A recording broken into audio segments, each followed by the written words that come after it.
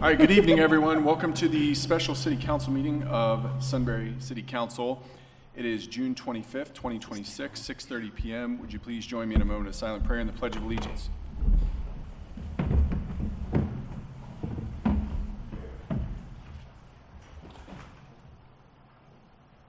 Amen. Pledge allegiance to the flag of the United States of America and to the republic for which it stands, one nation, under God, indivisible, with liberty and justice for all. Thank you. Roll call, please. Mayor St. John? Here. Mr. Grumney? Here. Mr. Capel? Here. Mrs. Cooper? Here.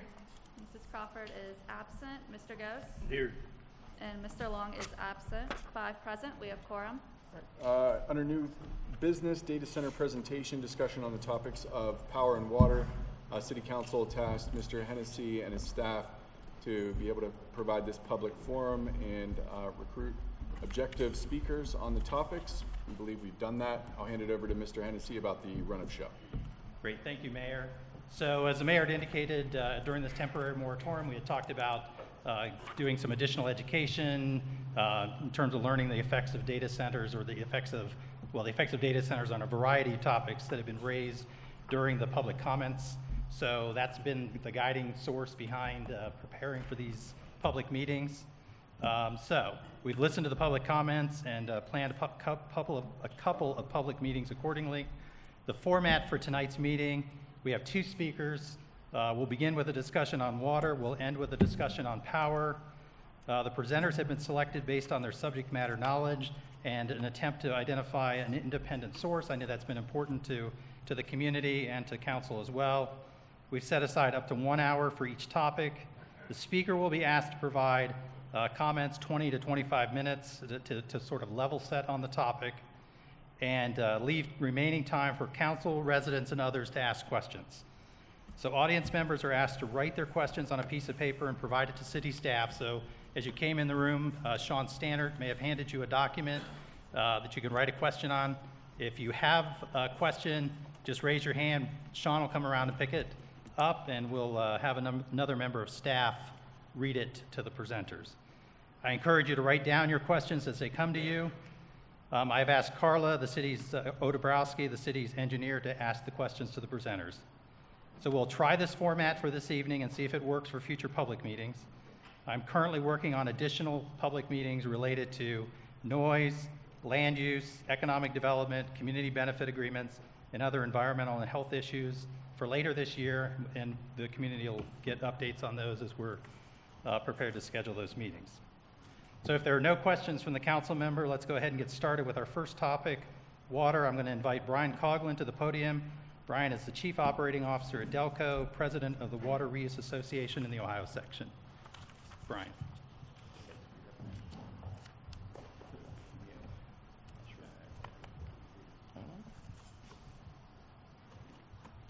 Did I screw that up? I tried to restart it here. What did I do, Adam? Oh, all right. Sorry about that.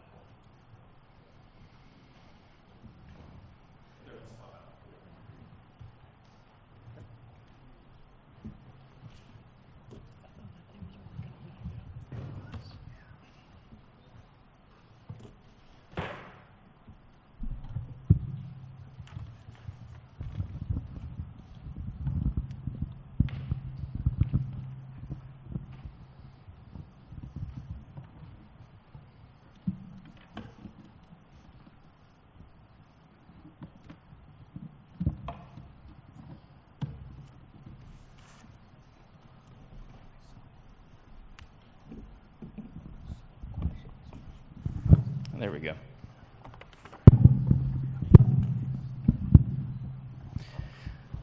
All right. Well, good evening, everyone. As Daryl indicated, my name is Brian Coughlin. I am the Chief Operating Officer at Delco Water. I've been there in that capacity for the last 3 years. Prior to that, I served 12 years on the board of directors at Delco. And in my career, I spent 29 years as a municipal consulting services engineer, primarily in water and wastewater. Also, speaking here on behalf of the Water Reuse Association tonight, I am the president of the Ohio chapter. It is a trade organization dedicated to advancing reuse in Ohio. For tonight's discussion, I will be going back and forth. I'll be wearing both hats tonight, but with separate perspectives. So I will try to make that clear as I go through tonight's presentation. So I want to level set a little bit about Delco. Most of you in this room are probably Delco members, and thank you, probably Delco customers. So appreciate having you as one of our customers. We were incorporated in 1969. We're not a very old water utility in terms of water utilities. We are a 501c12 cooperative, and we're a member-owned cooperative. So basically what that means is all of our residential customers are members. Right now we have just over 58,000 connections. So if you are a Delco customer, you're like 1/58,000th of an owner right now, kind of like the Green Bay Packers, if you will. So we serve in 8 counties.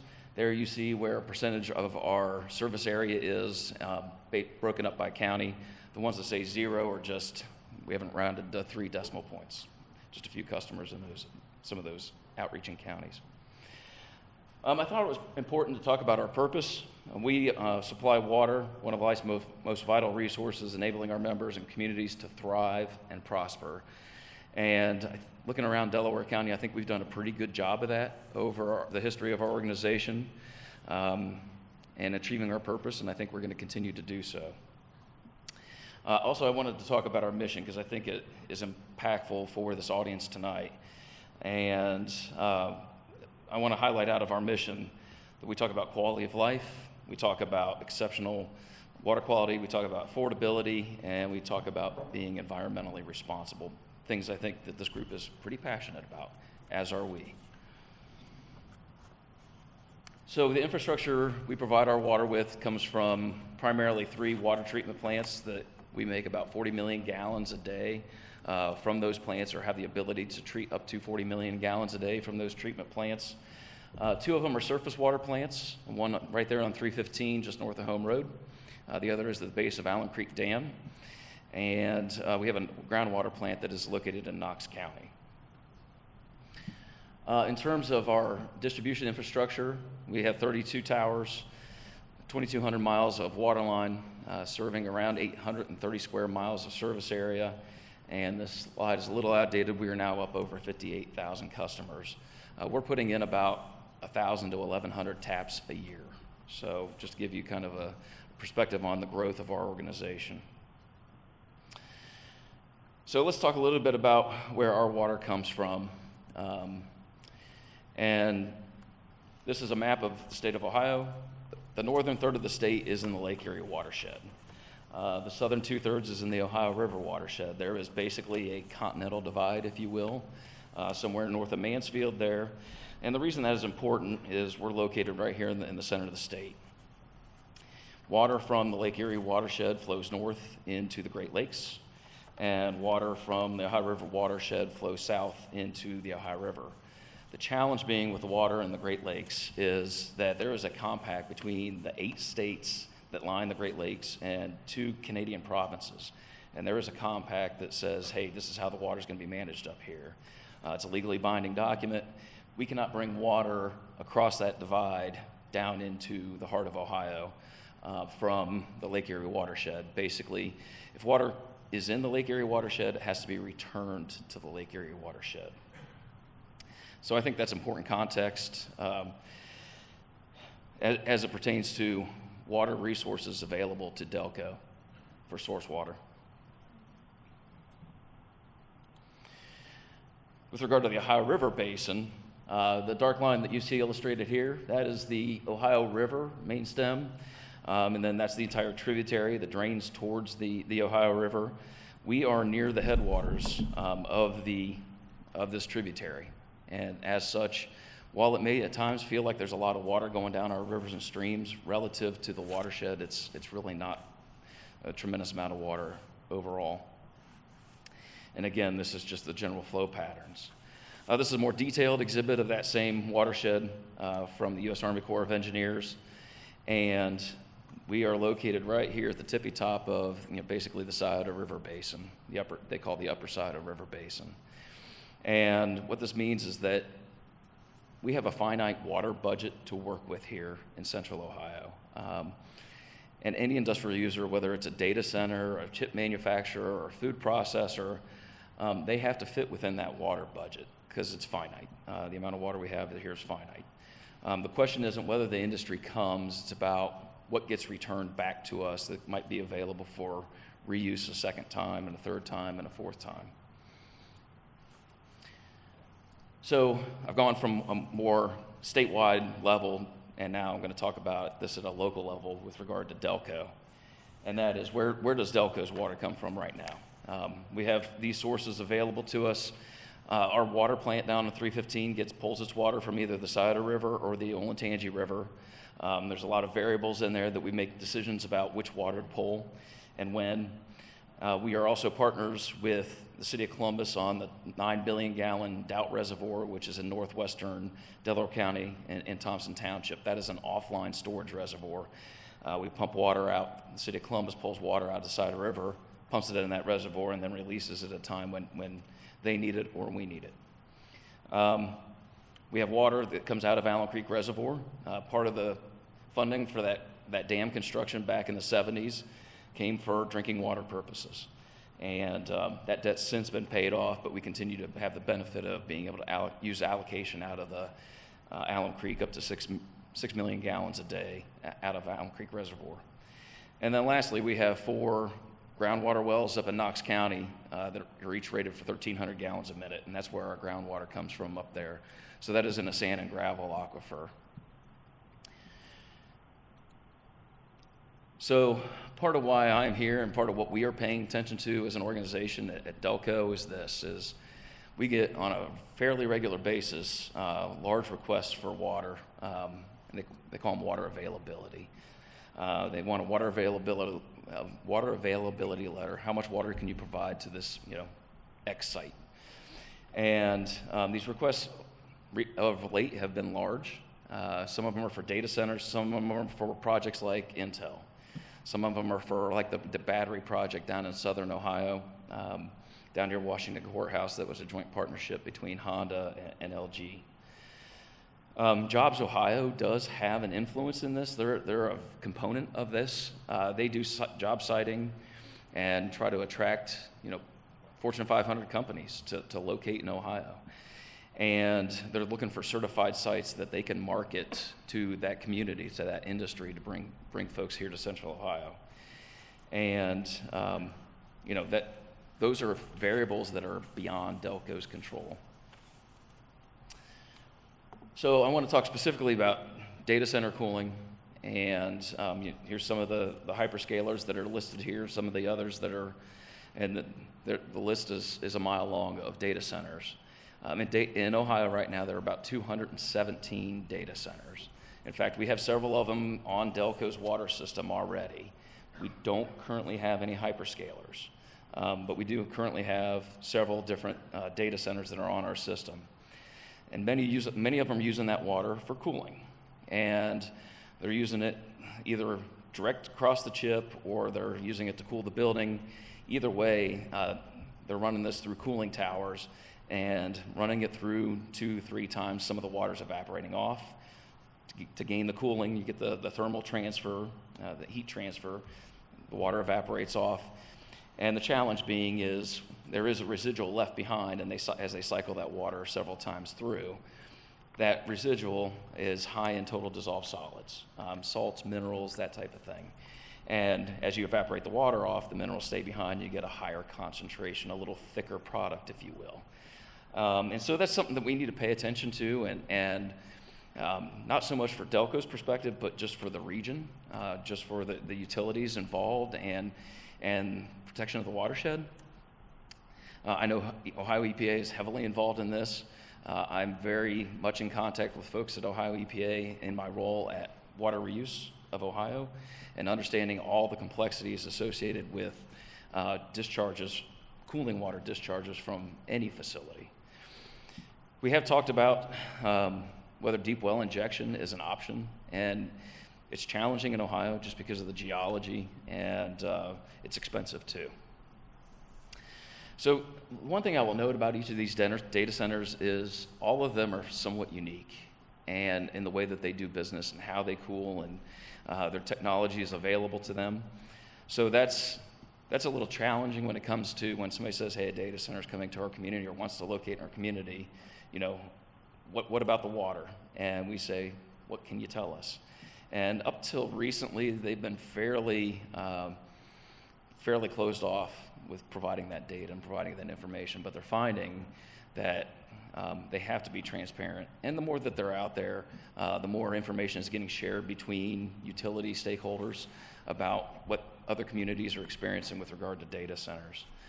But what we know is that we can't make decisions without data, without alternatives analysis, without studying some of these things, without recognizing and understanding the permitting path that has to happen in order for these projects to move forward, and the regulatory review associated with them.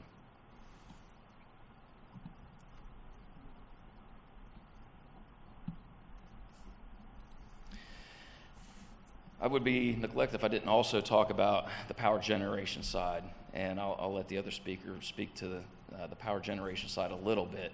I'm only going to talk about it as it pertains to water use and water consumption, and that is on-site power generation is also known as behind-the-meter generation. You've probably heard these terms before, but most water needs for a data center are focused on the cooling side. But as the power needs are identified and there's potential for needing behind-the-meter generation, we have to understand the water demands that are associated with that as well.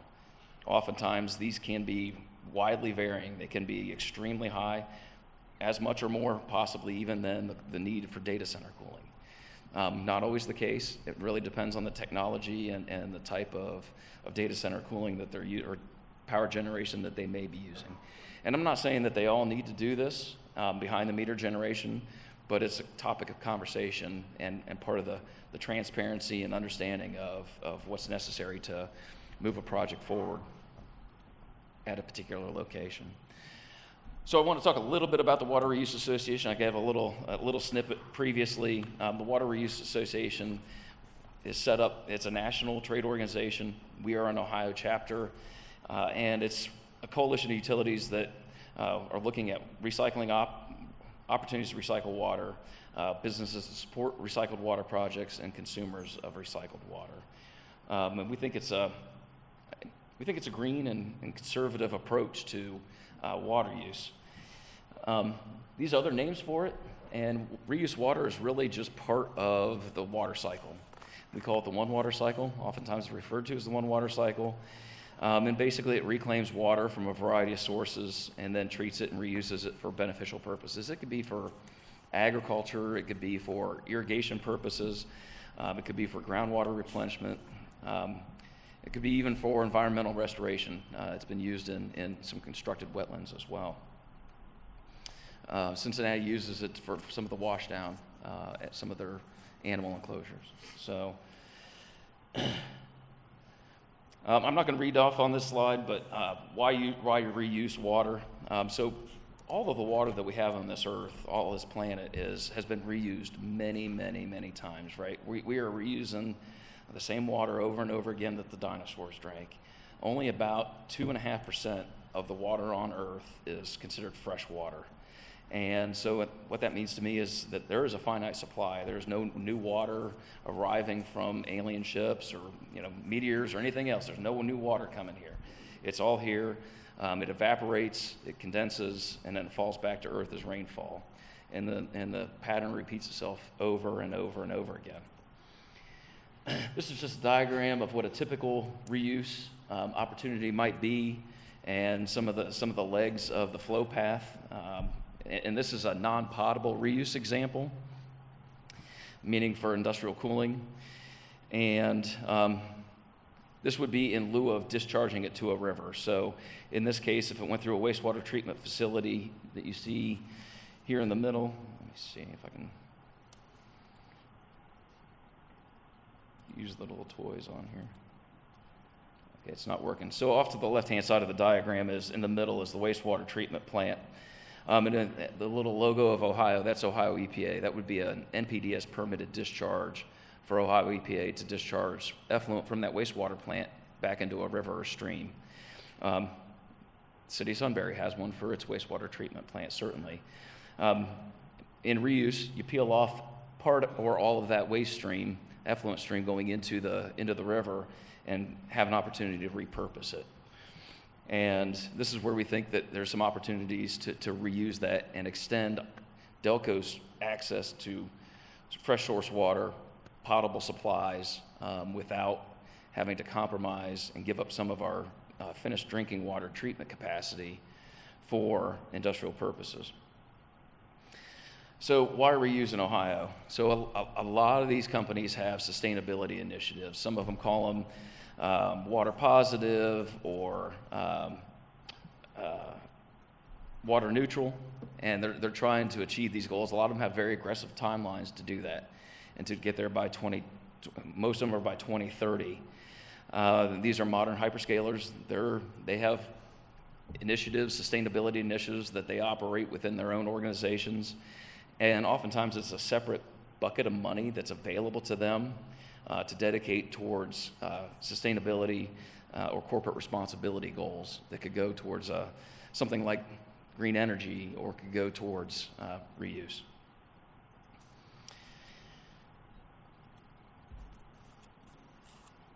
So I want to talk a little bit about state and local efforts. Here we are in the Midwest. We stood up our chapter about 2.5 years ago, and the reason being we were getting all these large water data requests for large volumes of water, and we had to find an opportunity to, how can we serve these? Is there any opportunity here in the reuse sector to serve some of these? Here's a list of our sample list of our members. It's 55 plus and growing. You'll note that Sunbury was one of the founding utilities. They got in right on the front end. We're one of the core founding members, along with Delco, Delaware County Regional Sewer District, City of Columbus. And so these are some of the folks that are involved in the reuse chapter. So what are we doing as a reuse organization? US EPA, they just put out the Water Reuse Action Plan 2.0. They call it RAP 2.0. This was a second generation of their RAP. This one is more intentional towards using reclaimed water for industrial purposes. They're trying to really push that initiative forward at the federal level. There's reuse studies that are going on. Delco Water is involved in a partnership with Delaware County Regional Sewer District right now on a feasibility study of reuse in Delaware County. We know City of Columbus has done one, Marysville has done one, Sunbury is looking at one as well from their facilities. And other initiatives, you've probably heard about this, the Data Center Commission. This is at the state legislature level, and they stood up a Data Center Commission and had 3 or 4 days of hearings from all sectors trying to understand aspects of and concerns associated with data centers. Out of that, they made recommendations that they spun into something called House Bill 646, and it's currently at a standstill, as I understand it. I'm trying to keep my finger on the tabs of that. Likely will not see forward movement on any initiatives out of that House bill or an adjusted House bill until sometime after the November elections. Ohio Chamber of Commerce is looking at this closely. They hired an organization to put together a data center report. You can find that out there online if you want to peruse that information. And at the Water Reuse Ohio chapter, we are getting ready to stand up what I call an ad hoc committee of all of our subcommittees to put together a state reuse action plan, a draft state reuse action plan that we can take to regulators, that we can take to state officials and the state elected officials and say, hey, would you consider this for adoption so that we can preserve our sources and resources with regard to potable water supplies. I do want to talk a little bit about quality. I was talking with the administration here at the City of Sunbury, and it became apparent that we needed to talk a little bit about quality. This is of utmost importance to Delco Water. We need to make sure that our water is safe for human health and consumption. Water age is a huge factor in this. We have to maintain minimum free chlorine residuals in order to mitigate any bacteria or potential chance for bacteria to form. And as such, water age is hugely important for us. And this is not universal, but typically we don't like to see our water out in our distribution system more than about 3 to 7 days. It starts to get any older than that, and we start to really pay attention. We're always paying attention, but we know that in certain areas, depending on hydraulics and other variables, that can cause some concerns with water age and consequently water quality. So that is a huge driver for us. And putting big pipes in the ground or big tanks in the air that aren't getting used on a regular basis, that is a challenge for us. That is a big challenge for us in order to maintain the water quality that we want and have to comply with. So I know one of the questions that's been raised at some of the meetings is about PFAS. And I spoke a little bit earlier about cooling water blowdown and how that works and with a higher TDS. What I will say is this, is generally speaking, PFAS is not created in cooling water loops. Most of that, if there's any PFAS in the water, whether it's from recycled sources or potable supplies, any PFAS that goes into a facility, if it goes through a cooling loop and is cycled and water is evaporated off, then the concentrations can be higher on PFAS coming out of the pipe. So, one of our recommendations is going to be to the city is to establish some baseline monitoring right from the get-go, right from the onset for any facility, that is using cooling water loops. Oftentimes, this is done through an industrial pretreatment program, which can be done by your local wastewater utility, or it could be done through the Ohio EPA. So, rate impact. I want to be clear about what Delco's position is on this for everybody in the room tonight. Delco is, as I explained, we are a member-owned cooperative. We're a utility of the people, if you will. And we are not a political body. We're not a political subdivision. We are a member-owned cooperative. And so we have no real influence with regard to zoning. We have no real influence with regard to tax incentives or economic development. We try to be partners with our community. We try to be partners with our residents and our citizens and meet them where their needs are at as best we possibly can. So I will note also that we have always tried to follow by the creed that growth pays for growth, that these monies won't be passed on to our current membership. With any of these subdivisions that goes in, we always require the developer to extend the line off-site, and then we assume ownership of the infrastructure. Delco is not paying for that. That is generally borne by the development community, whoever's developing the property. So that growth is paying for that growth. That is not coming out of the coffers of the Delco customers for those improvements. For large customers, we also have large water user agreements. We have several drafted up right now. We currently don't have one. Our largest water customer right now is the Columbus Zoo, and they're less than 1% of our usage. So generally speaking, we have a very healthy balance across our utility in terms of consumption. And but anything above 2-inch goes through our engineering processes, goes through our engineering channels, where we establish what the capacity fees need to be, what size tap they need, what the tap fees would be, and then we're going to talk about water user rates. And that's recommended by the engineering staff, but then it's endorsed by our executive team there at Delco, and ultimately it's up to the board whether or not they our board of directors that makes that decision, whether the rate impact on our utility is going to be negative or positive, and we want to ensure that we're protecting our existing membership.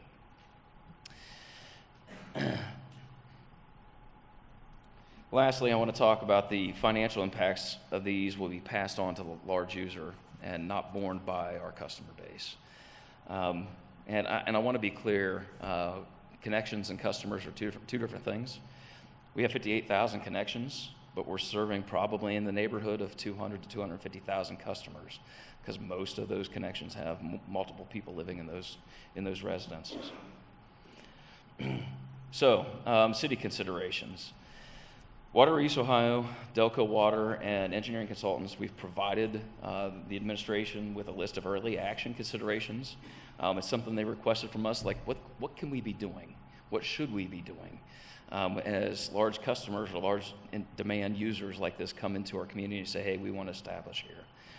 I would consider a phased approach for sure. We would look at the hydrologic and surface water impacts, do stream gauging, safe yield studies, do some well monitoring, aquifer characterization. I remember when fracking came through and there was all this hubbub about fracking. We were very concerned about that as well, and we did baseline monitoring on all of our wells before fracking happened in Knox County so that we knew whether we were being negatively impacted or not by that activity. We also recommend looking at the water quality and any environmental impacts, whether it's mussel and aquatic species surveys, PFAS baseline monitoring, as I mentioned previously. On the regulatory and governance side, communicate with the Ohio EPA. Now bring them to the table right from the onset. Make sure you have water and wastewater service agreements in place. In this case, this would be Delco providing the water service agreement, but not necessarily the wastewater service agreement. And do the alternatives analysis to find out what is the most appropriate alternative for providing service to these types of entities. Public communication is key, it's huge. Fact sheets, quarterly updates, that type of thing. And then stakeholder engagement. City officials, county officials, partner utilities, Delco Water, AEP Ohio, the natural gas community. Get subject matter experts involved, consultants. Make sure your legal counsel's involved. And then at the end of the day, you still need the end user and their representation there as well. So these agreements take time. Oftentimes you see it in the neighborhood of 12 to 24 months. If you have an established system and established method in place, sometimes it can go quicker. But we don't have anything like that in place currently, and I don't know that the city does either. And so oftentimes these can take some time to work through and everybody get in alignment, both the end user and the community, and all the stakeholders, really. All the stakeholders have to be involved, because ultimately Delco is providing the water, but the wastewater ends up here in the city of Sunbury. So if we're not aligned, then it starts to break down. So my final thoughts is, there is a lot of reasons. I've been to a lot of these industrial conferences now. There are a lot of reasons why industry wants to locate in Ohio. We're pretty forward thinking. There is a strong technology background in the workforce. There's a lot of folks from the outside, Central Ohio region, blue collar labor, if you will, that is willing to come in and help build the infrastructure needed. But then there is the tech side as well, with the glow of Ohio State University and Battelle. We're at low risk because of natural disasters. That's why a lot of these facilities have located here or want to locate here, is the low risk of natural disasters. We're tight with the transportation corridor. And there is a perception that Ohio is a water-rich state. And as I indicated to you previously, in many ways we are.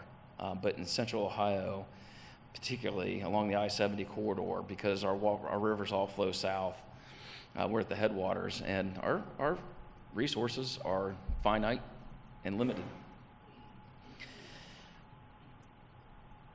I want to provide a little bit of clarity about what Delco's water's position is on this, and that is, depending on where an entity like this is located, it may be a challenge, depending on where they're located. If they're right next door to our water treatment plant on a piece of property on State Route 315, it may not be an issue to provide the water that they need on an intermittent basis. Many of these folks they're trying to balance power use and water use. And sometimes that happens right around 85 degrees, where they're trying to reach that tipping point with thermal transfer and heat exchange. But for Delco Water here in Sunbury, serving a data center, a hyperscaler in particular, it will be a challenge. It will be a challenge both whether it's from a potable water source, potable water supply, or whether it is from a wastewater, recycled wastewater opportunity. So it will be somewhat of a challenge given the proximity to our other plants, the limitations on our system at this point in our pipe network, in our distribution network. Likely to serve a location over here, we're going to bring water down from our Knox County facility in order to serve that. And it's not inexpensive. Again, as I indicated, most of that cost would be borne by, all of that cost would be borne by the end user. But it's still challenging to construct that infrastructure and get that infrastructure in place for a handful of days a year when they really need a lot of water at one point in time. So with that, I will open the floor to questions. Let's start with council. Sean, it looks like We have a microphone. Hello. Thank you, Mr. Coughlin. A lot of great information. I'll start, and then we'll have other council members speak. I want to go back to the total dissolved solids. I understand the concept. Basically, like the water is looped around a bunch of times. There's minerals and salts. You said if there's PFAS that's in the water already, that is just going to be at a higher concentration. How are other municipalities, water providers, wastewater treatment plants handling this issue in other areas? It is a challenge, certainly.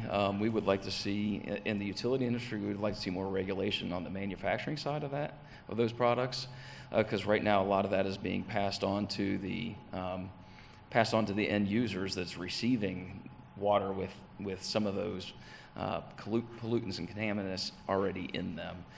Fortunately, at Delco, we are pretty insulated from quite a bit of that. We are putting in a granular activated carbon filter at our Olentangy facility in order to capture some of that and make sure that we're under the compliance limits and compliance thresholds established by the US EPA.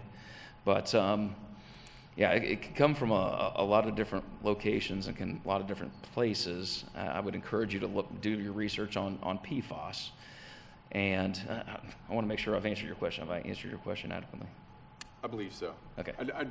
To tie it back to, I think you said different agreements that you would recommend having with companies that want to land. We've discussed pre-treatment agreements. Basically before it gets to the wastewater treatment plant, the company is required to do something, scrubbing that is monitored on site. I guess that's where I'm going. Are you familiar with that concept? Yes. Yeah. So I grew up around here. Don't hate me. I went to Olentangy. I was a graduate of Olentangy. But I'm standing here on a big walnut stage. So I was around when I played soccer behind Nestle. A lot of you remember Nestle, I'm sure. And a lot of infrastructure was put in when Nestle was here, right? And then Nestle left town. And what do you do with that infrastructure now that they're no longer here to utilize that utility and that infrastructure? Similarly, up in Mount Vernon with Cooper Tire and the folks, the generations that came after Cooper Tire, a lot of infrastructure. They were using a lot of water, a lot of demand on the resources up there, but now they have excess resources available. And it's an opportunity to draw in and attract new business to your community because you have that access to that asset. Sometimes it's a blessing, sometimes it's a curse. For Delco, and I think for the city of Sunbury, the thing we want to guard against is what we call stranded assets. You build an asset, you put it out there, and then it's no longer needed. So who's paying for that? What is getting done? And to ensure that, let's just say a company leaves town or goes bankrupt or whatever, that cost of carrying that infrastructure for the next 20 years until the debt is paid off, who's paying for that? Quite frankly, right now, our position as a Delco is we want the money up front. We want the check written up front right now because we don't want to have to deal with that risk. We are not a bank. We're not going to fund and finance the business's infrastructure, and we want that paid up front for us. So back to the question then is on these large water user agreements or large wastewater user agreements is we want a lot of that written in and put those protections in place ahead of time. And you say you need 1.2 million gallons a day, we're going to reserve 1.2 million gallons a day for you, and you're going to pay for that whether you take that water or not, because we carved out space in our plant to make that water available to you. Thank you. I have one more question, and that is, where else in the state of Ohio are they doing water reuse, non-potable for cooling? I'm familiar with a couple industries in Hebron that do this. I said a municipal services engineer. I did industrial pretreatment inspections over there for years. And I know of a couple facilities over there that did it. and were very successful at it, reducing their water consumption, and they were using it for cooling purposes, and with great success. Now that's an on-site system. That is not a regional system or a city-owned system. That was one that they built inside their own facility and did internally, managed it and operated it internally. Delaware County has 3 golf courses where they spray irrigate. Cider Reserve, North Star, and there's a third, I forget what the Turton Fields. And those are all spray irrigated, so that's reuse that's used for irrigation purposes. None of that water goes directly to the Cider River or any kind of receiving stream. So there are examples here and there throughout the state of reuse already that are happening. This would just be a more intentional and directed use of it at a regional scale or utility scale. Thank you. Council? You have a question? I'm concerned about excessive and abuse of the consumption by a data center or an end user. What are you seeing across Ohio? And when you do see it, what do you do? What does Delco do? What can it do? What kind of checks and balances are there to hold the end user accountable? So our best experience probably comes from other utilities outside of Ohio. Loudoun County, Virginia is the data center capital of the United States and maybe the world. And I've been to countless meetings where they've presented and talked about the data centers there in their community. They have access to plentiful resources, and they have a purple pipe network, if you will, that they can offer this water to the data centers.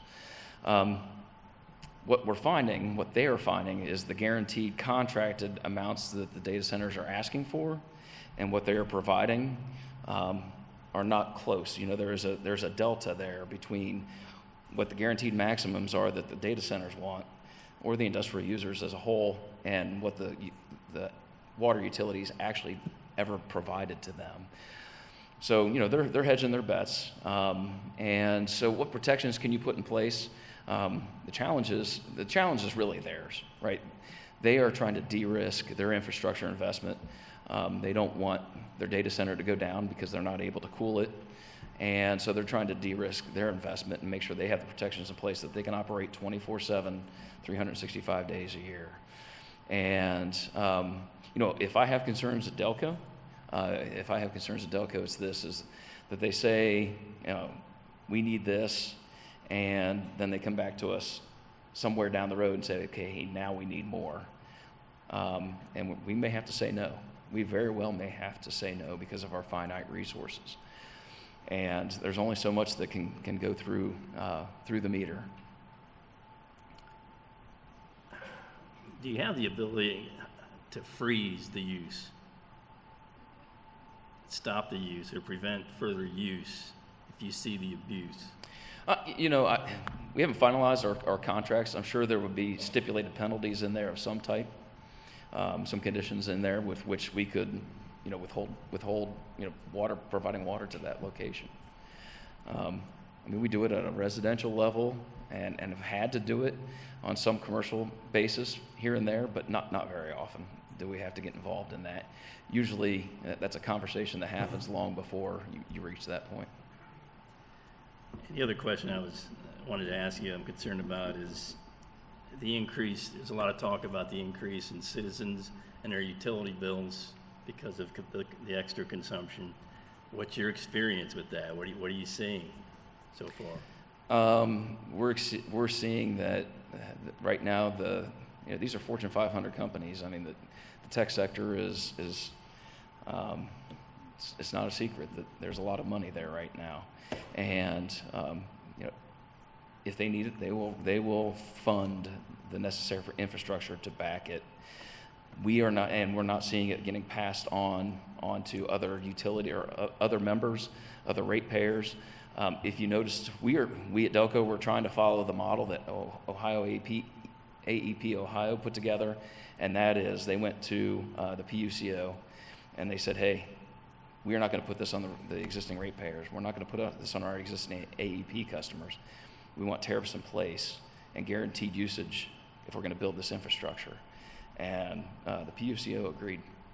And I think that's a trend that's going to continue with regard to other utilities, whether it's gas industry, water industry, wastewater industry. I think that's a trend you're going to start to see to continue.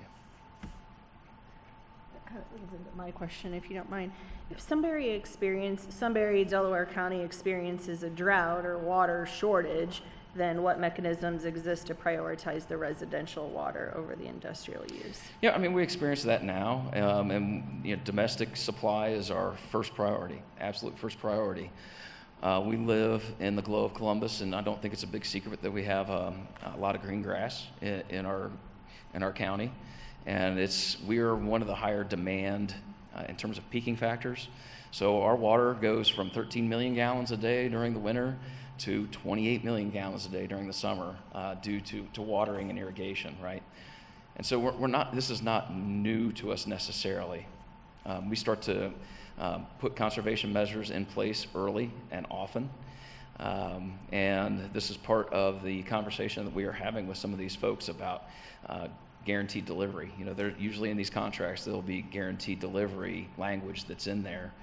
And, acts of God, there's hold harmless language in there generally for acts of God and those types of things. So, and a drought would probably qualify for that. So,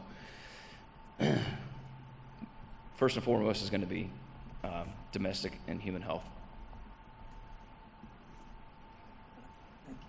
Thank you. Thanks for being here. I have just a few questions, but kind of piggybacking off of that. So you had expressed some possible concerns about being able to deliver water for that large of a client. Would Amazon be the largest water user that you have in your territory? On a peak day, yes. So that's some of the challenges. The nomenclature. We're talking about average monthly, average yearly, peak day. And we need to look at that peak day demand because we do not want our system going dry on a peak day. So we have to size everything on peak day demand, paying attention to the averages. Yeah, because, whatever, depending on what you read, a hyperscaler can use between 1 to 5 million gallons per day. I'm sure that depends on peak and all that stuff. And I did my math, and if I have any of my former math teachers here, I apologize if I'm wrong, but I think that, we're looking at about 8% of Delco's capacity. I think you said 28 million gallons of water in the summer. Yes. And if they use, say, 2 million gallons of water, that's about 7-8% of your capacity. That seems high for one client. So, it is high. In some communities we've talked to, though, it's as high as 50%. Mm-hmm. It can be a demand on a community. And in those cases, the community and the business it's a partnership. It is somewhat of a marriage. When you get into these agreements, it is somewhat of a marriage, and you both have to abide by the rules of the relationship in order for it to thrive and succeed. Yeah, and I'm thinking more along the lines of just, is the water there, I guess is my question. Not so much as far as the relationship or what's in a contract, but is the water actually there to supply that? But I guess the other thing is, there's a goal by 2030 to be 100%. I think the term is water positive. Goals and promises are one thing, but actually achieving that is another. Does Delco have ability to hold a client, Amazon, whoever, accountable to reach that goal? And if not, is there something that can be instituted to say, hey, you said you were going to reach this goal by 2030. You haven't done anything to do that. Therefore, this applies. Yeah, it's usually a trade-off, right? So the way that works is it's usually some kind of trade-off for water positive or water neutral. They may find that we have 1 million gallons worth of water leaks in our system. We'll offer to fix your leaks. We get the $1 million credit, and we're using 1 million gallons a day over here to cool our data center. And so that's how they got to quote unquote water neutral, right? It's not generally, it's usually an indirect relationship. Okay. So that's normally how those work. To answer your question about do we have 2 million gallons a day, we do. As I indicated, our water plants can produce 40 million gallons a day. Our peak right now is right around 28, and we start to get a little nervous, not because our plants can't produce the water, but more because it puts some strain on our distribution system. Probably the next area that we're going to focus on is the Flying J area. That's where we're starting to see more strain in our system. Last time we built water towers was in 2011. We built 3 in the last 2 years. And they're the biggest tanks that we've ever built. And we're trying to keep up with demand. And our distribution network is probably facing the greatest strain in that regard. And the further you get away from the mothership, if you will, the further away you get from the plants, the harder that is to serve. Thank you. My last question has to do with, I think, the PFAS. Is that the same as forever chemicals? Yes, The PFAS okay. is a forever For chemical. clarification, okay. Yep. And you had mentioned something earlier that there is some concern that sometimes those can get into consumer drinking water. Is that did I hear you correctly, or okay? That is correct. So what is the increased concern when you have a high user like a data center using that water and creating those chemicals, that's actually getting filtered out?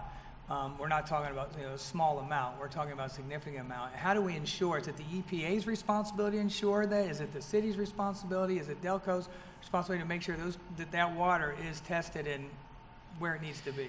So it starts really with compliance at an Ohio EPA level.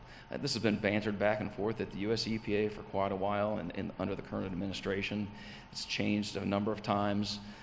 We thought the limits were going to be 70 at one point, and now they're in the neighborhood of 4, and depending on the various parameters that we're talking about. And I think right now it's down to really 2 parameters that we're focused on that we have to achieve compliance with. And the reality for the city of Sunbury is going to be more on the wastewater side and what is coming into our plant. And I don't believe there is a discharge limit for PFAS into Big Walnut Creek at this point in time. I do not believe so. I may be mistaken there, but I don't believe there's a limit on it. If there's any concern about it is if the city of Sunbury puts in a recycling system, what's happening with that PFAS? Is it getting further compounded because you recycled it and sent it back out to the user a second time, and then a third time, and a fourth time? That's where it can really, that water balance and that constituent balance, mass balance is important. Okay. All right, thank you. Yeah.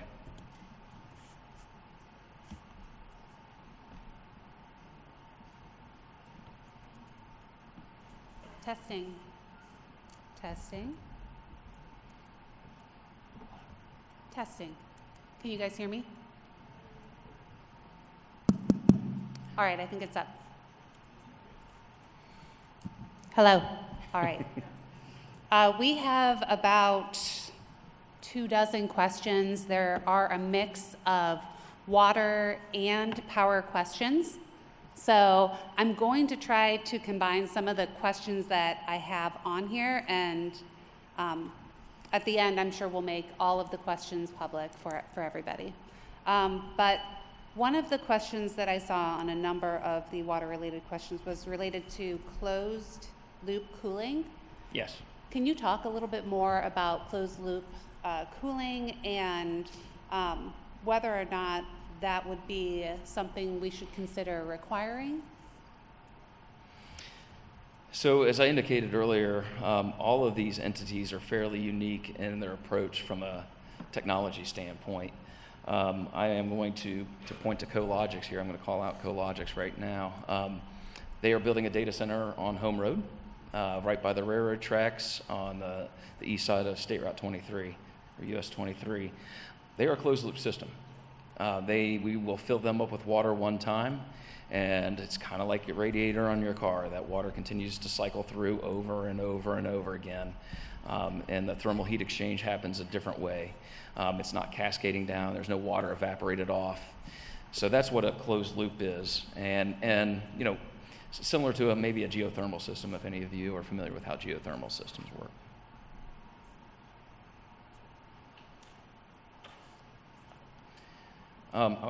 There was another part to that question. Can we require it? I don't know that we can necessarily require it, but we can make things hard enough that some of these entities have looked at other cooling methods, alternative cooling methods, to deviate away from one just because of practicality. Yeah, a quick follow-up question on the water shortage. If a water shortage occurs, is there a way to prioritize the citizens over data centers, or what would that prioritization look like? Yeah, human health. It starts with human health right? Fire protection's in there, human health, and you know, we need to be good partners with our data center community. Irrigation would probably come close to the bottom of the list. It depends on if we're impacting. I will say this, we've had this question before. You know, we've got some folks here that, you know, have our nurseries. Their business is a nursery. So when we've been implementing some of these watering restrictions before, we've reached out to our community partners that's part of their livelihood and their living, and told them, yes, you're a nursery, you can continue to use water. There is a watering restriction over here. But we pay very close attention to this. When we model our system and our demand patterns, we are looking at a 50-year drought. We go back to data from the late 1980s and early 1990s is kind of when the historical drought, and I think there's one back in 1912 as well. But we go back and look at those drought patterns to ensure that we can bridge a 2-year drought.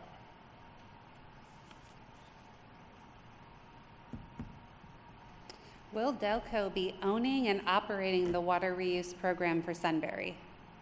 Right now, there have been no talks about having Delco own that facility. That's correct. For clarity, we have had those discussions with Delaware County and what the management framework might look like there, but we've not come to any conclusions about what that management framework might look like there until that opportunity presents itself.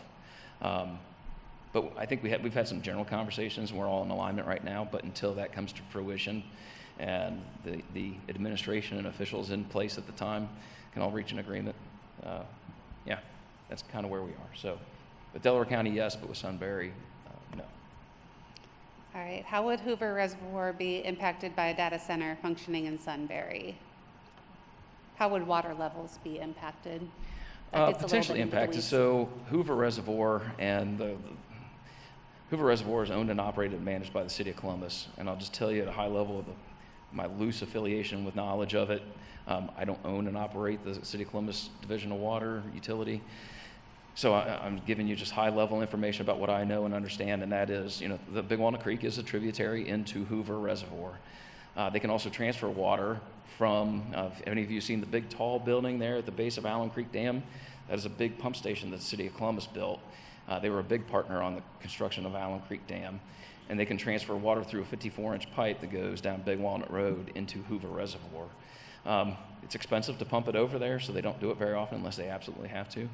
But the sizing of their water treatment plant on Morse Road, they refer to it as the Hap-Cremine water treatment plant. That is sized based on the tributary that is coming into that Hoover Reservoir, and it's called approved capacity.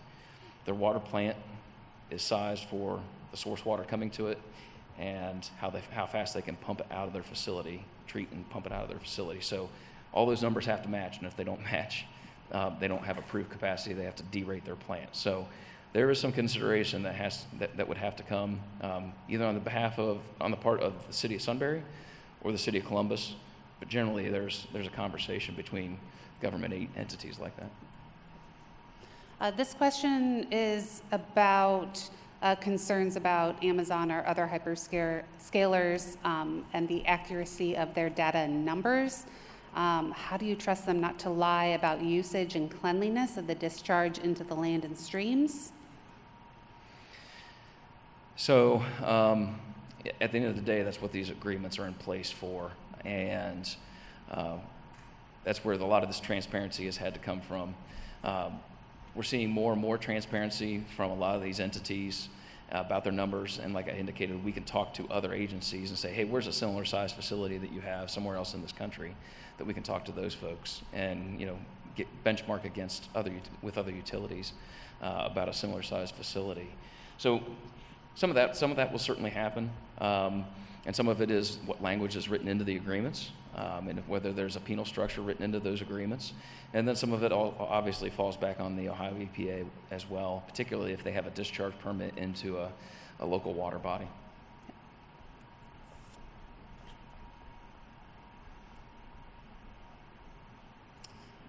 This question is about a little bit more about the handful of days. So you had mentioned that the water usage would be needed for just a handful of days. Can you talk a little bit more about what that means? Yeah, I think the first request we received from Amazon was like 85 days a year they're going to need water from us above their domestic purposes. Like they need it for bathrooms and sinks and that type of thing for on the domestic side.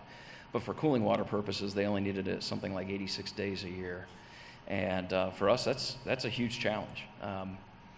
Turning water on and off at that order of magnitude, and even if it's not, especially if it's not in consecutive days. So like I indicated, I know one of the data centers recently increased their power profile for cooling from 82 degrees to 85 degrees. I forget which one it was, but it reduced the amount of water they were using. It increased their energy costs, but it reduced the amount of water they were using. And yeah. So we've got time for one more question. I think as we've indicated, we will get answers to all the questions that are asked. We'll put that out on the city website. So. Yeah, did you guys hear him? We'll get answers to all the questions and make sure the questions are publicized. One of the questions that came up on multiple sheets was about the effects on local wells. They have questions about contamination and the effects on groundwater sources. Yeah, I mean, we're always concerned about that. We've had a number of projects like that ourselves, like when we put wells in Knox County, that was certainly a concern. We did a lot of monitoring, paying attention to existing wells, well levels, water quality. We were joint partners with Columbus when they did the same thing on the Thompson Township upground reservoir. They had to dewater a lot of groundwater in order to successfully construct that upground reservoir. And they were monitoring something like 200 wells. I think they replaced 115 of them, put them in deeper so that the water supply was not impacted. The other opportunity is, for folks is, to connect them to the system, right? So if we find that we're impacting folks' groundwater wells, there's always an opportunity to connect them to the system at no cost to that property owner that was negatively impacted. So, a lot of that would be written into these large user agreements because there is potential that they could try to go seek water another way than from Delco water, potentially through a groundwater well. And we would want to make sure that that's protected. That those regulations all fall under ODNR, not Ohio EPA. So that would fall under ODNR's purview. No, thank you so much for speaking. We appreciate you attending our meeting. As mentioned, we still have a good number of questions here. Some are related to power, so I'll pull those out and try and listen to our next presenter. And if some of the questions get covered, I'll set them aside. But again, we'll make sure all of the questions are publicized to make sure they're answered. Thank you. All right.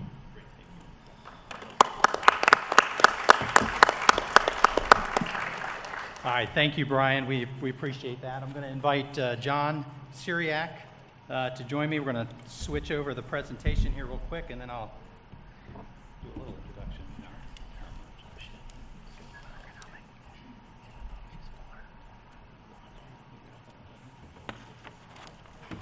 All right, so we'll do the same format.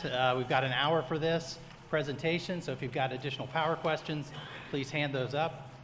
John and I met as a result of a recommendation that we received from our city utility broker. So John and I had never met before.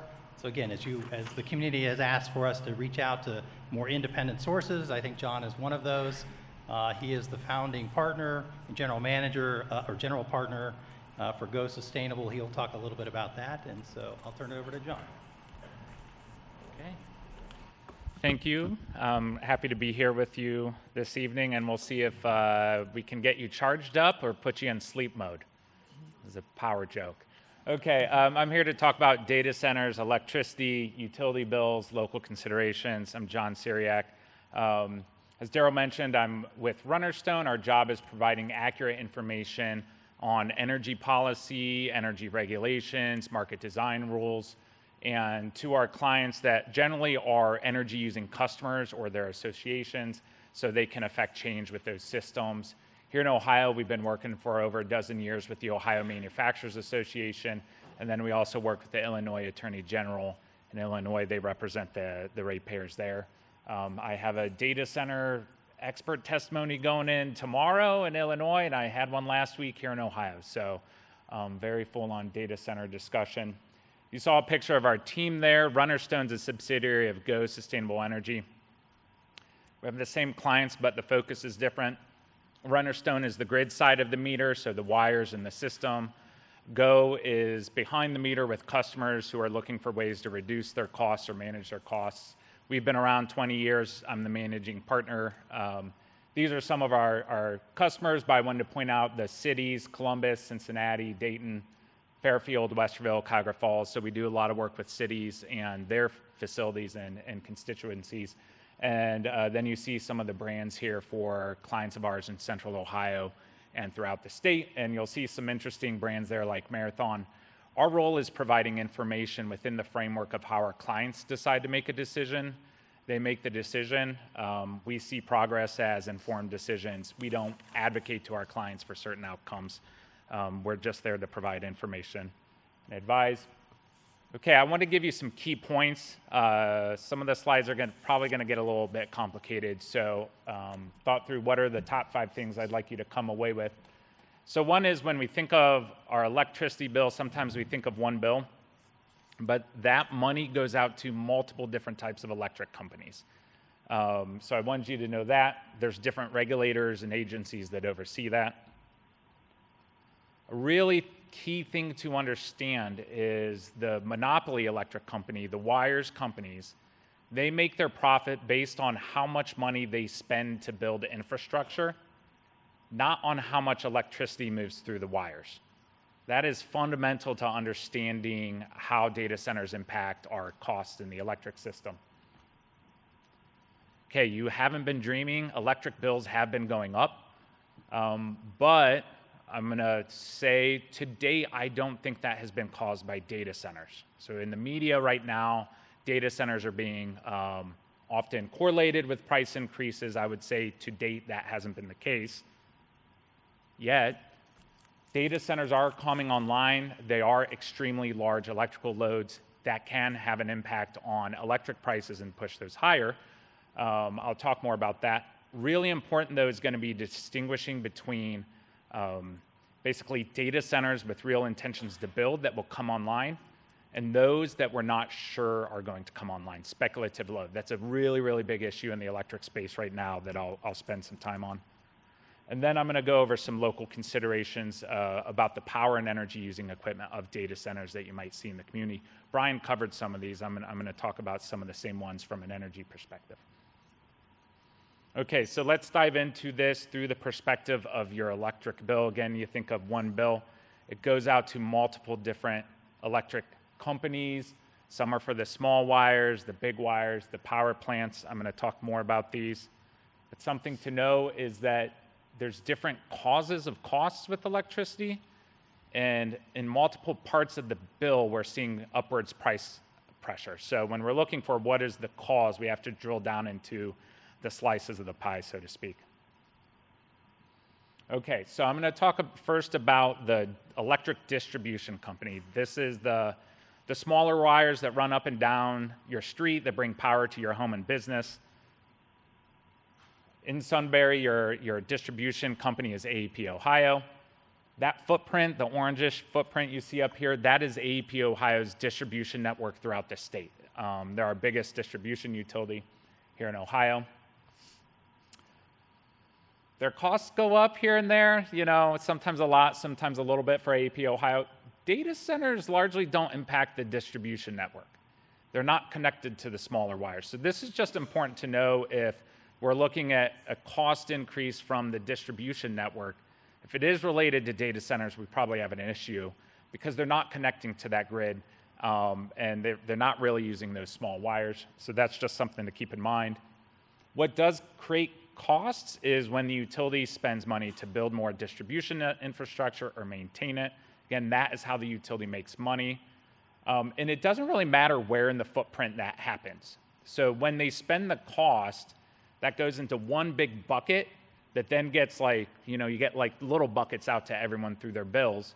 But But so Sunbury, that cost can come from a project in Sunbury, or it could come from Lima or Canton or Athens or Lancaster, anywhere in the AEP Ohio footprint where they're putting in distribution lines is going to create a cost that then gets socialized out to everyone who pays a bill to AEP Ohio. So I just mentioned that because the data center, so you know, a data center in town is unlikely to affect the distribution part of your bill. And really what affects it is the small wire upgrades somewhere in this footprint. Okay, transmission. Those are the big wires you see. I was going to say along I-71, and then I was like, I drove under some on the way to get here to the high school, so I'm sure you're used to them, but these are the much larger wires. That's a different company. Here it is AEP Transmission, so it's an affiliate, a sister company of AEP. This is their footprint. It is a multi-state footprint. It's a lot of Ohio, but it's other states as well. When data centers connect to the transmission system, and that is where they can create costs. So when they connect, there's a cost that they create directly from the infrastructure upgrades they require. That gets fully socialized 100% right now. So right now, different than what Brian was talking about for the water system, that goes and gets socialized to every ratepayer, including all of you and myself. Another really important thing here is this idea of the data center forecast of power. It's not just the data centers that are getting built. It is a guess of how many will get built because it takes a while to build transmission wires. So there's a central planning aspect. And so the utility AEP transmission is making a forecast so they can decide how much to build. This gets complicated if we're not sure how many data centers are coming online. I'll talk more about that. It's one of our main concerns.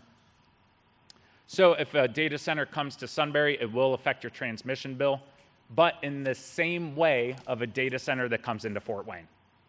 So just wanted to let you know that any data center coming in on the transmission system or other large user impacts the transmission costs in the same way. And right now it gets 100% socialized and then paid by all ratepayers. So that creates like a real challenge for allocating costs directly to the data centers. Okay, almost done with the maps. We have this other thing we call capacity. So we talked about the small wires, the big wires. Now think of power plants. Power plants are making the electricity we're using. There's another thing we pay for with power plants called capacity. The idea here is that the hottest hour of the hottest day of the hottest year is when our electricity use peaks. And so we want to make sure that there are enough power plants available for that 1 hour of the 1 day of the 1 year when we're at the peak, plus a safety margin, because sometimes things don't work. That's called capacity. And there's an organization called PJM. It's the regional grid operator. That is their footprint, multiple states. They're the ones that are in charge for coordinating all these different companies with power plants, making sure they're all available for that peak time. And then similar to transmission, data centers being built and in this forecast that we're not sure are going to be built impact the capacity price. And again, it takes a while to build a power plant, and so you have to plan for the future. So there's a central planning aspect the grid operator does where they're guessing into the future how much power will we need and pricing it based on that. That is right now based on utility forecasts, which include data centers being built and data centers we're guessing about. Who's making the guess? It is the utility that benefits from building the infrastructure. So we have an inherent financial bias right now to guess high that have a lot of people concerned. The guess is not coming from the data center companies on how much power we need. So that's something most folks don't understand that's creating some of the issues here is we're not actually getting their numbers and their intentions. We're getting a guess. And I'll get into why some of that can happen here in the presentation and hopefully in questions. Okay, who's in charge of all these folks? The small wires distribution is here at the state level. We've got the Public Utilities Commission, the General Assembly, but of course the governor and state government in there. AEP Ohio has a significant influence. They run the grid. It's their company. Transmission, the planner for transmission, the planning goes through PJM. but a lot of the footwork on that's done by AEP Transmission here. Their version of a regulator is called FERC, the Federal Energy Regulatory Commission. They're like the PUCO for the country. And then we have the Ohio Power Siting Board. They would look at environmental impacts of transmission wires that come through the area. And then capacity, again, is PJM with FERC. So a number of different rulemaking, regulatory agencies, lawmaking bodies, and there are a lot of lawyers in each one of these to help make the decisions. Okay, so that's the footprint, the players, who governs. Let's talk a little bit about why prices have been going up and why they might continue to go up. I'm going to focus on transmission and capacity. Here's a chart of transmission prices over the last 10 plus years. What you'll see right away is that the transmission prices have been going up. So when you think this year, did my bills go up? Yes, partly because of transmission, but also this was true every year of the last decade. So just keep that in mind. If you're paying attention now, this has been true for a long time. AEP, you can see, is the highest. The discussion around data centers' impact to the electric grid really started in earnest about 2 years ago, spring of 2024. We see prices going up well before that. And we've been following this. So the years before that, the discussion was not that the data centers were driving the transmission prices up. What was going on here is we have a regulatory loophole where local transmission projects, whether we need to build them, whether they're cost effective, whether it could be done a better way, there's actually no regulatory agency in charge of looking at that. I appreciate the head shake. It seems almost like unbelievable for one of the most highly regulated industries we have. It's a monopoly that there's no one that looks over this part of the infrastructure. There's not. It's a huge problem. And so if you'd like to make shareholder money, a great way to do it is build where there's not regulatory oversight. We think this has been what the problem is. It has a side effect or benefit of creating a lot of transmission infrastructure in these parts where you can attract businesses. But we wouldn't necessarily attribute those price increases to data centers, but instead the lack of regulation. It's been a long-standing problem. There's a cost to it. Ohio pays about $3 billion a year for transmission this year across the state for our 4 transmission utilities. AEP's transmission costs have gone up, tripled over the past 10 years. So this has been an underlying significant issue with transmission prices.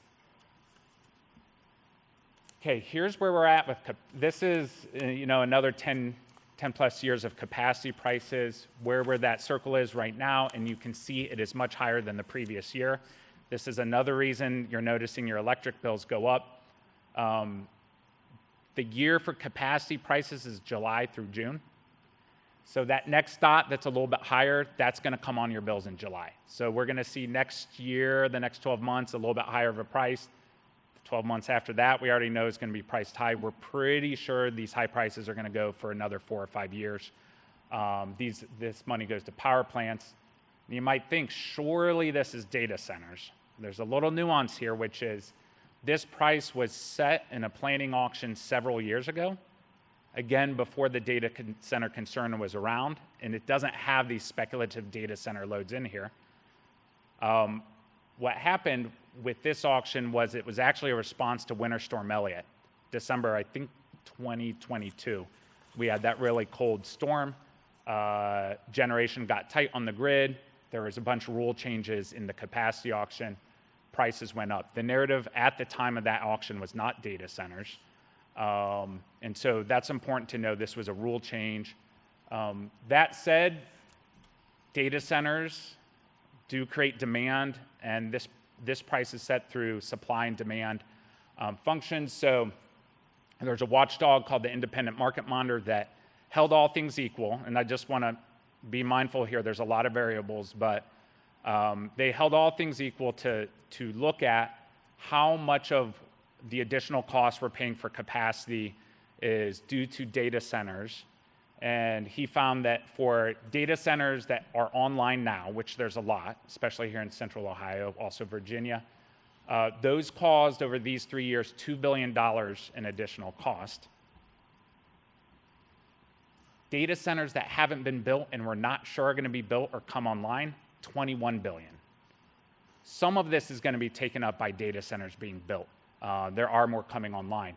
However, if you're an analyst like myself who's working to keep bills constrained, your eyes go right to the $21 billion. $2 billion is still a lot, but it's spread out over this multi-state footprint. $21 billion for a forecast, you want to really make sure someone's looking deep at that forecast and really question if we're going to see those power needs come online. Okay, so those are that's the footprint, some of the challenges and problems we're facing. So what can we do about it and manage costs going into the future? Load forecast integrity and review is critically important because of what I just mentioned. A lot of the costs are tied up in how we plan for the future, and there's a lot of skepticism on how much data center load is going to come online in the future. And like I mentioned, right now it is not like water, where the data centers pay for their infrastructure up front. It gets socialized and then costed out to everyone else. So really critical we have insight on that. Again, this is disappointing. I can tell you and personally attest, we don't look at this at the state level in detail. So this is something myself and my clients at the state level are asking for new policy to let us take a close look at this. Electric grid heat maps, think of your traffic app when you want to avoid a traffic jam. You can do the same thing for the transmission grid. And the idea here is where there's a constraint, that's a great place to put in a power plant to alleviate the system constraint. Where there's not a system constraint, maybe where we've already overbuilt the transmission system, great place for a data center. So Brian was talking about up in Mount Vernon, that excess water. We have the same dynamic with the electric grid. And if you get a data center where there's capacity, they actually spread existing costs over more payers and it can bring your bill down. So we really like this idea of making this information transparent and public. Transmission utilities are required to do this in Ohio right now. Based on a law past year, they haven't done it yet, so we've been waiting a year for these maps. So it's something to keep in mind. Contract with your own generation. This takes the guesswork out of how many power plants do you need and who's going to pay for it if data centers contract with their own generation for when they're going to come online. Most businesses do things like this with their supply chain. Electricity is a little bit quirky right now in that the businesses don't have to think of, do they know where their electric capacity is coming online? But this is an idea being explored for data centers. Same for transmission.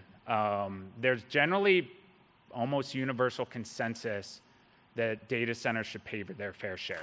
You'll hear just about everyone say this. And then right after that, the details, you see a lot of argument on how are they going to do it and is it really fair? I'll just say the existing data center tariff with AEP, I do not think is fair. I do not think covers the cost. I think it leaves billions of dollars in potentially stranded costs. I have to say that because I testify about it at the PUCO and State House. We see a much better option as having the data centers pay for their transmission upgrades up front, so it never gets socialized to your bills. Makes it very, very clean in a fair way. I'm going to talk about virtual power plants and microgrids here in a minute. Okay, local considerations. So those are some things that can happen on the policy side. Local considerations, behind the meter generation does help keep electricity prices down. Data centers are interested. They're siting generation close to their data centers. I want to talk about that. The type of cooling technology matters. And then communities can benefit from some of the spending on infrastructure. So I want to hit on that real briefly before I finish. All right, there's a number of different behind-the-meter generation technologies. Some burn fuel. That's where still we get most of our electricity. When you burn fuel, you're going to get emissions and noise. It's combustion. It is very energy and power dense, though, so you don't have as big of a footprint. You have technologies that use fuel. We're seeing this come into Central Ohio. Just to note, fuel cells don't burn fuel. You get carbon dioxide emissions. You don't get local pollutants like particulate matter. So there's a very different environmental impact from fuel cells that I think is being missed in some of the conversations. So fuel cells don't burn fuel, but they use fuel. We have technologies that store energy. This can include batteries, which are being cited at data centers. Also something called an ice chiller. I don't know that I've seen these at data centers yet, but it's common with other buildings. You're basically making ice at night to create cooling and air conditioning during the day. It helps level out your power use.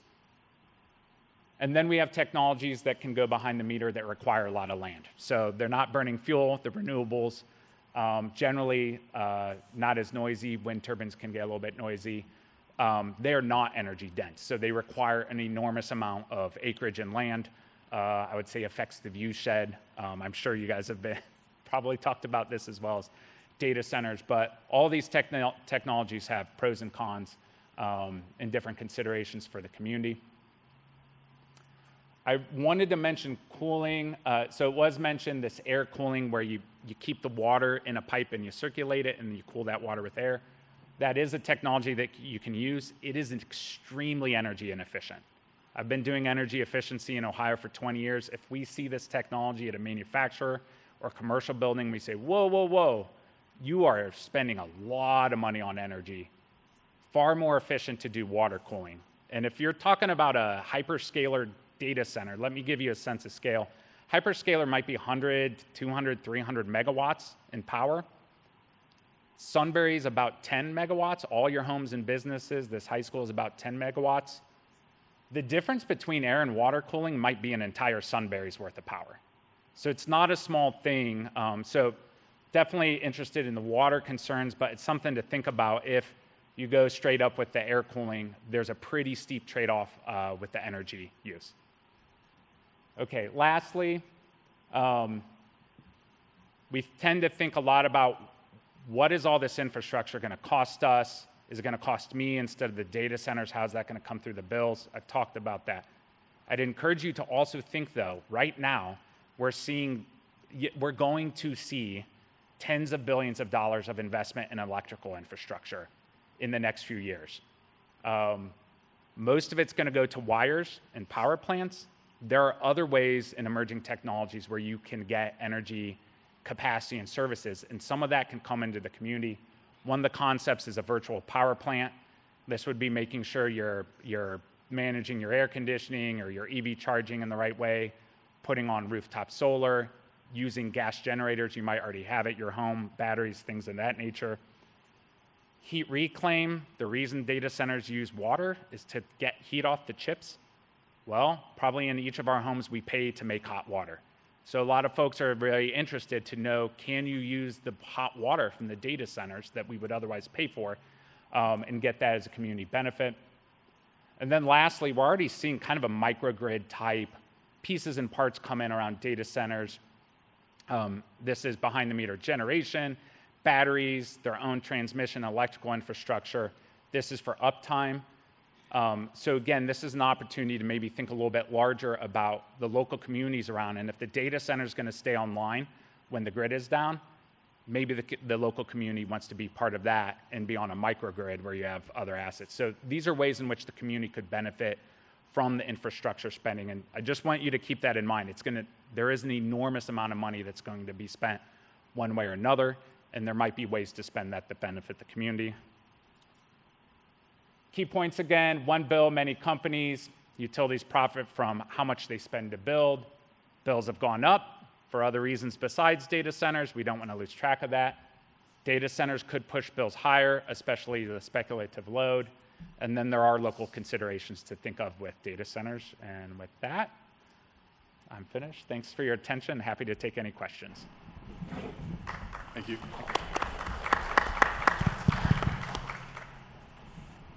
I had some questions, you answered most of them. It seems like there's a major breakdown in the regulatory bodies across distribution, transmission, and generation or capacity. There's such a distributed model that it almost appears on the three-column view that you showed us that one could be acting independent of any other, and there's not consideration in terms of like, oh no, we don't have enough energy. Although AEP is building power lines that are driving our costs up. I don't know. I understand that you're saying there's no direct correlation to data centers directly, or a $2 billion number, but how can we raise the red flag and say, what can we do at the local level that maybe like our state regulators are not working on? Like, how do we do this? How can you help us? Excellent question. Thank you. I guess I'd join you with the question. I haven't been in the industry 20 years. There's a lot of pre-existing problems with, this is my opinion, with the electric way we regulate electricity and utilities that is being exposed in a very rapid manner by data centers. So I don't want to say that data centers aren't creating some of these issues. They use an enormous amount of power. Given data center at 100 megawatts is the size of the residential population of Columbus, it comes on in a couple of years, right? But some of these ways we manage it in my opinion, aren't sufficient. They've pre-existed for a long time. Some of you might be aware of the House Bill 6 scandal from a few years ago with electricity. That was a particularly egregious example of what can happen in this space, but there's others. I don't think we've solved things. So the 3 silos that they can be acting independently and not talking, and it creates issues, I think that absolutely happens. I think it's happening right now with data centers. Because it's highly regulated, most decisions go through a legal proceeding with multiple month time frame where experts like myself have to work through lawyers. So very different than like what Brian was describing, or a business where you might get folks together in a room to come up with a constructive solution. The setting is combative through a legal proceeding. And that just creates very long time frames and a very almost distorted way of making decisions. Again, my opinion as a participant. What can we do about it? So the Load Forecasting Integrity Act, there's a number of parties statewide that are asking for that, including some cities. NOAC, the Northwest Ohio Aggregation Coalition, has joined that. The Consumers Council, the Manufacturers Association. So I think as solutions like that come to light, there's ways to talk to the state lawmakers about creating solutions. A big one here, though, is the fairness of how to pay for the transmission upgrades. So there is a dialogue going on right now. House Bill 646 was part of it. To be honest, we disagreed with the electric tariff provisions in that because we didn't think it protected customers enough. And so I would say, you're seeing the political process and democracy trying to figure this out right now. What I would root folks in is I think we're all agreeing that paying their fair share, even the data centers will say this, we think the safest way to do it is have them pay up front. A lot of the data center companies have asked to do that. They don't have the mechanism to pay up front right now in Ohio. And so that would be something I would say is really needs to be on people's top of mind of saying, hey, like the water utility, I don't want to shoulder the risk for these companies. They're quite wealthy. Have them pay up front. Some of them want to pay up front. Why are we not letting them pay up front? And then there's a story with that, but I would say that's where there needs to be some advocacy from the right parties. Thank you. That's my only question. Thanks for being here. I'm trying to wrap my brain around how data centers aren't increasing electricity costs for just everyday residents, because every article I read, whether it's from Harvard, Consumer, whatever it is, they all come out and say that they're driving costs, and it's specific to a region, not across multiple states. Saying if you live here, your rates have gone up. So I'm trying to understand, and I appreciate your explanations, the difference between the small wires, the towers, and capacity. But if capacity and the transmission, the towers are spread out among, could even be multiple states, correct? So if the data center is built in Sunbury or it's built in Kentucky, we'd still see a rate increase because that's where it's being built. But where is it going wrong then in these articles where they're saying if you live here and there's a data center built, your costs are going up locally? What's the disconnect? Yeah, great question. That is a huge disconnect that we're struggling with in this space. I think there's a couple things. So one is costs were going up. Data centers came along and it got real convenient, instead of saying, hey, we need to fix these problems that are driving costs up, to say data centers. And it makes sense. It just makes sense. Why, and they're going up in your community. You're like, what? That's got to have an impact. My bill looks higher. But that is a in the weeds nuance of just understanding like a lot of these costs were baked in and lagging in from other reasons. And if we want to actually fix bills, we need to understand what those reasons are. Then looking forward, I'd say there's two things that can happen. Data centers can create new costs, but also they can be brought online where they don't create many costs. And this is where you're getting different, probably this kind of like, why am I hearing two different things? It's viewpoints on, it's basically we need to do it in the right way if we want to not have the costs go up. If we do it in the wrong way, costs are going to go up. So an example would be a data center that locates in a constrained area will trigger an upgrade. It will increase costs. It goes through to everyone's bill. Costs go up. So data centers can drive costs up. Or I would say have them pay up front. Then you never get that cost to your bill. They actually start chipping into all the pre-existing costs such that it brings everyone's price down. It's like the total cost is like a pie we all get a piece of. So the goal is don't increase the cost pie, but yeah, and let someone else at the table. So that's why there's basically two scenarios, and we could get either one. Right now, though, we're driving towards the way where they increase costs instead of the way where we constrain costs and maybe even actually have lower bills. So, but that is like why there's a hot topic and why these different versions are coming out in the public. So who can control whether or not they pay it up front or it's spread out? I mean, is that, because I know AP said the 85% for the capacity, and you don't think that goes far enough, but who controls to say, hey, you will pay your upfront cost for this infrastructure. This will not go out to spread out on everyone's bill. You're paying for this. Who controls that, or who has the power to say this is what you're doing? Yeah, so AEP has a lot of power. The electric utilities absolutely have power, and they get to say first what they want to do. It's their company. The regulators then have the power to decide whether that's the right way or not. And then anyone who pays an electric bill has an interest and can get involved at the PUCO. So you do see groups like the Manufacturers Association, the Consumers Council that are looking at this. The State House is getting involved. They have power to direct the PUCO if the PUCO is not creating the best rules. So, so that's who has power. It does become, though, at best stakeholder engagement, but also very political process on how to make the rules. Different people benefit from different rules. Thank you. Yes.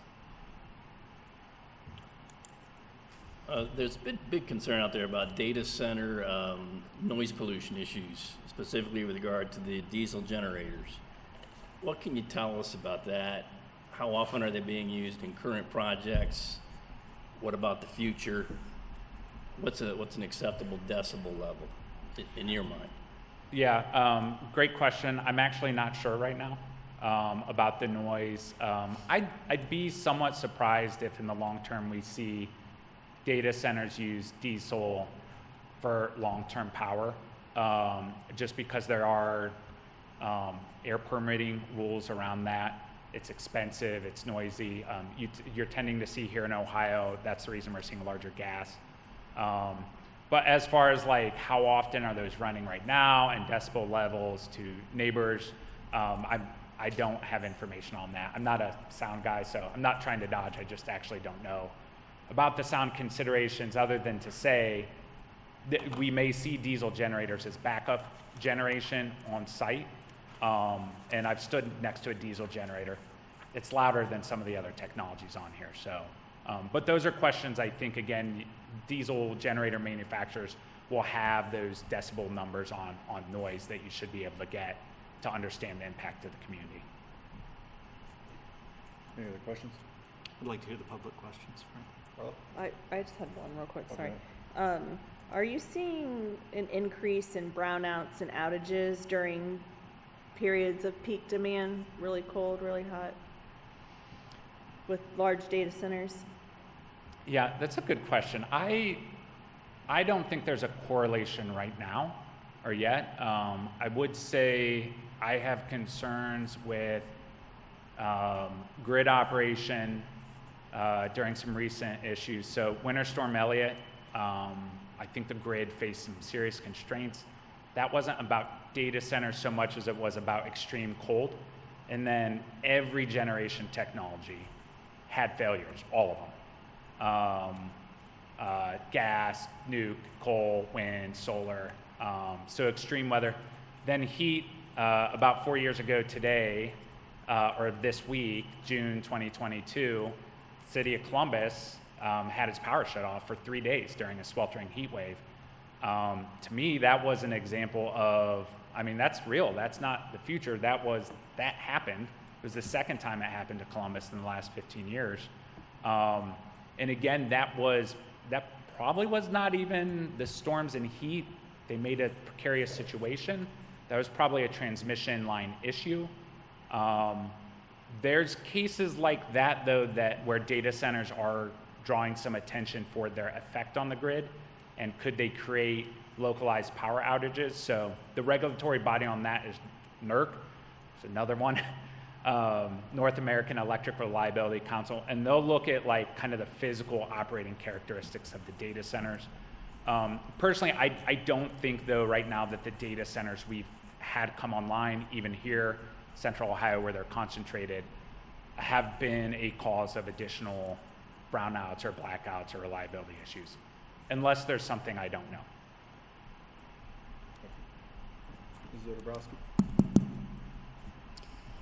Does building a new residential neighborhood increase electricity prices more than a typical data center?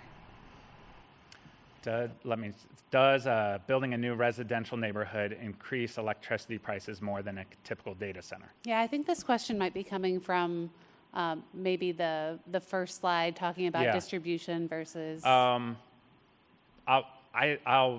think I can answer that and say no. I don't think you'd notice from a residential neighborhood.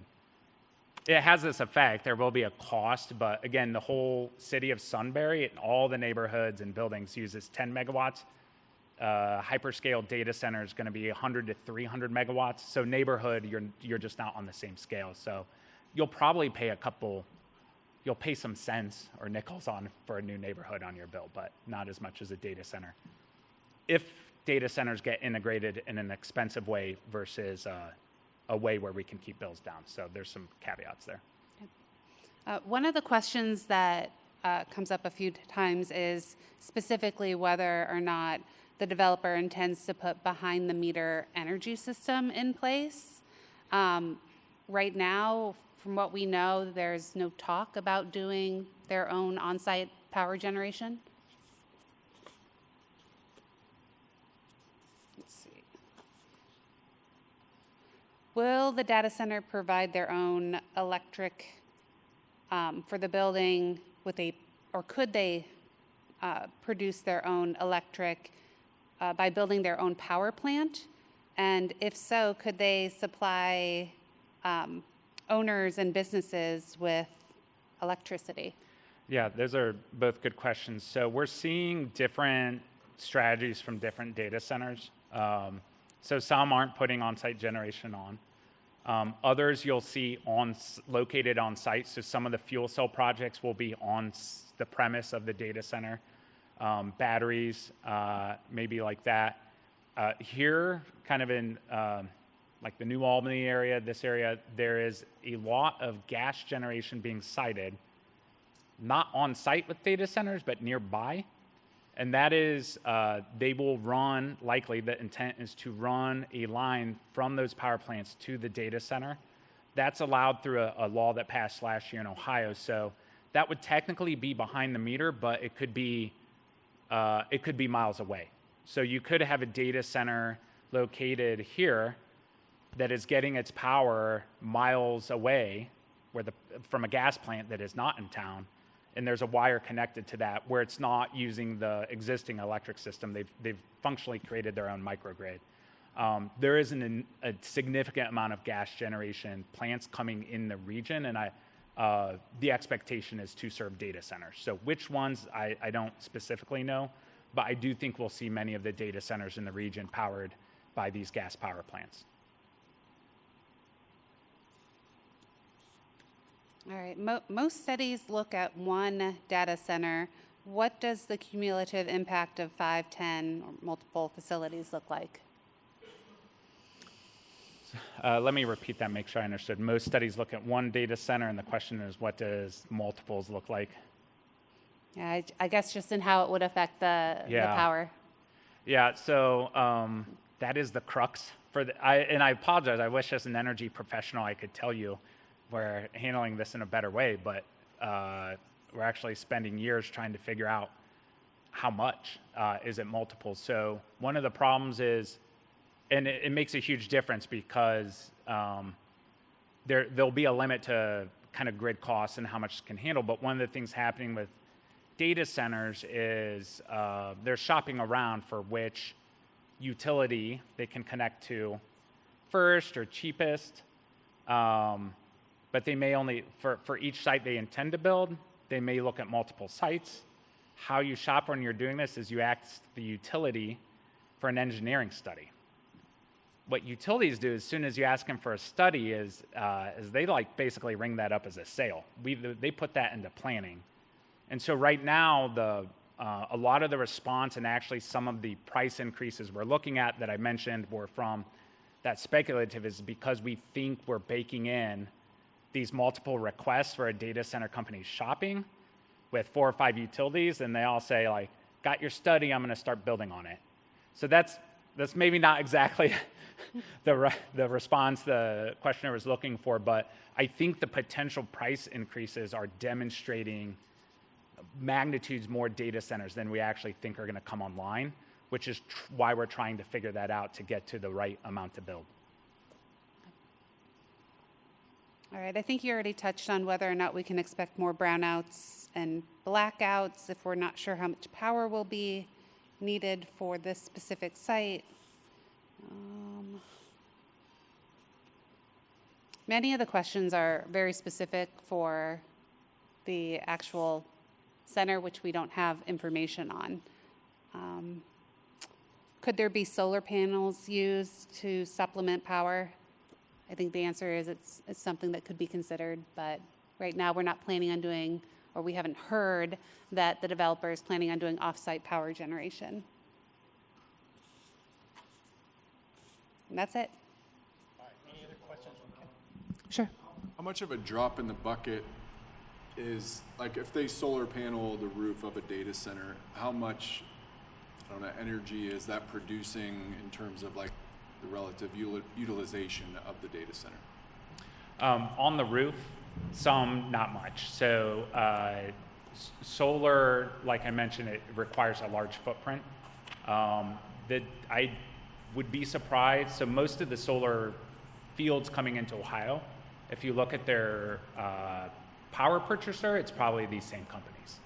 So they are highly interested in solar, zero carbon resources.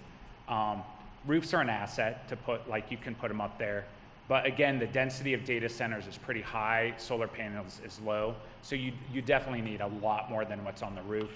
But we could see them come in near where the gas plants are, or just funding solar in other places where you're using the regular electric grid to transmit that. So I would say we're going to see, we are seeing solar invested in as a solution by the data centers, maybe even a preference. But as far as, like, carrying the facility, it's not going to do that from the roof. It's a small amount. And I didn't see anything talked about with nuclear. I mean, I've heard small modular nuclear, I've heard fusion. I mean, how realistic is this? I don't mean for Sunbury, but, like, the grid overall. Is this going to save us all? Yeah, another excellent question, and I thought of this after I finished the presentation. I didn't have nuclear up there. So there is discussion of small modular reactors down in Piketon, Ohio, for the SoftBank Energy Center down there. There's been significant discussion and investment from the data centers in restarting previous generations of nuclear plants, but also interest in small modular reactors, which have a smaller footprint. I've only heard about it right now in Ohio in terms of Piketon. I would not presume that is off the table for other places. Now, are those going to get built? There is still a fair amount of skepticism. And then a lot of the technologies we've talked about have a cost. So right now, There's a lot of interest in small modular reactors because they have a smaller footprint than standard reactors we're used to. It's a newer technology. They're modular, so you can phase in. There's still a significant cost, and to bring that cost down and make it a viable economic technology, there needs to be a lot of small modular reactors that come in and built in the United States. So I would not take it off the radar as potentially coming in for these data centers or within the region. But again, it's not necessarily the top option we're hearing about. Right now, we're seeing most of the investment in energy technologies as gas, solar, and batteries. But small modular reactors is definitely going to, those companies will make a play to become part of this. Thank you, Mr. Syriac. Mr. Hennessy or Mrs. Odebrowski? Yep. Okay. One more question. How much power is needed during building, construction, startup compared to ongoing once up and running? Oh, that's a good question. I don't think there's much electricity power during the construction. You know, they've got some lights out there, fans, things like that to enable the construction. They're using construction equipment, right? So diesel machines and things like that.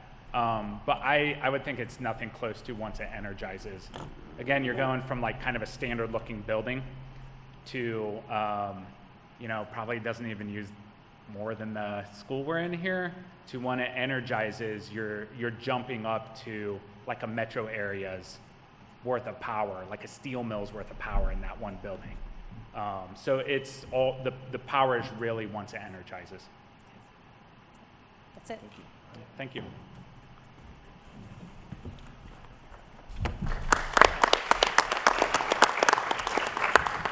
Thank you, John. We appreciate that. I would make just one comment. Mr. Ghosh, you asked a question related to noise and kind of the effects of generators and its impact on data centers. That is one of the topics that I do hope to cover in greater detail at a subsequent public meeting. So thank you for that. Other than that, Mayor, I think we're done unless you have any questions or comments. I just wanted to say a special thank you to our speakers for coming in, unpaid, objective.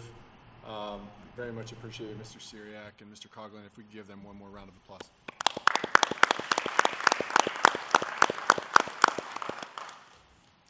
All right, I can do the roll if we're ready. A motion to adjourn? Motion to adjourn. Second? Moved and seconded. Mr. Grumney? Yes. Yes. Mr. Ghosh? Yes. Mayor Excuse me, St. yes. John? Yes. Mrs. Cooper? Yes. And Mr. Capel? Yes. 5 yeas. We are You say yes. adjourned. Thank you.